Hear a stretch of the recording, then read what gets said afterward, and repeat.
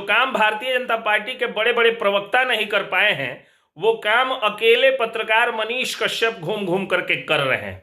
दरअसल आप सब लोग जानते हैं कि लालू यादव जात पात के नाम पर बिहार में सबसे ज्यादा संख्या में रहने वाली और सबसे ज्यादा जनगणना में और जनसंख्या में होने वाले यादव समुदाय को जात पात का घूंट पिला करके और अपनी तरफ लालू यादव कर लिए थे। हालांकि मोहन यादव के सीएम बनने के बाद और जिस तरह से नित्यानंद राय का कद बिहार भाजपा में बढ़ रहा है और बिहार भाजपा में यादव लोगों को जितना मान सम्मान मिल रहा है, उससे यादव समुदाय जो है, यादव जाति जो है, वो भारतीय जनता पार्टी की ओर आती दिख रही है।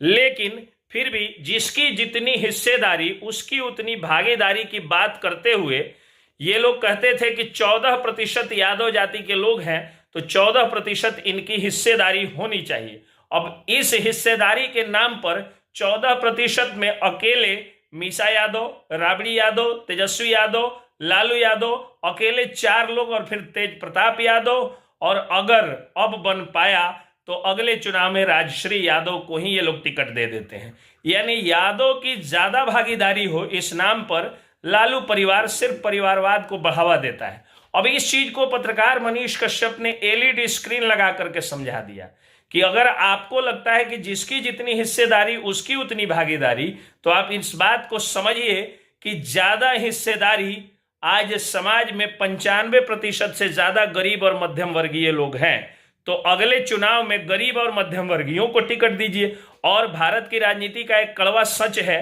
कि इन दिनों युवा राजनीति खत्म सी हो गई है, शून्य पर लगभग आ गई है।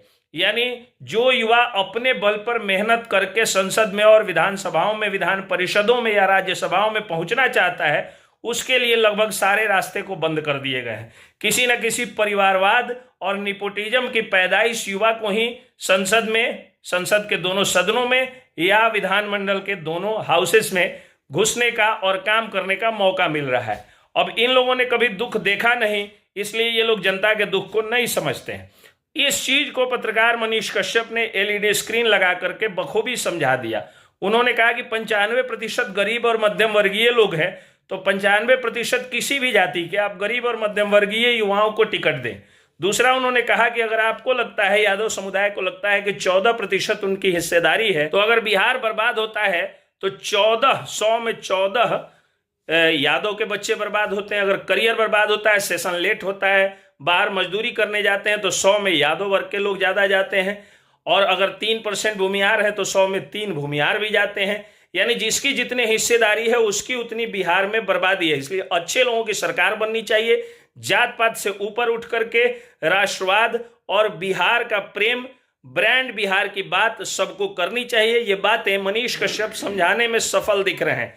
अब तो चर्चा भी होने लगी है, गली गली में, नुक्कड़ पर, चाय की दुकानों पर, पान की दुकानों पर लोग चर्चा करते नहीं थक रहे हैं कि सच बात है कि जात के नाम पर सिर्फ अमीर लोग ही हर सीट पर कब्जा जमा ले रहे हैं।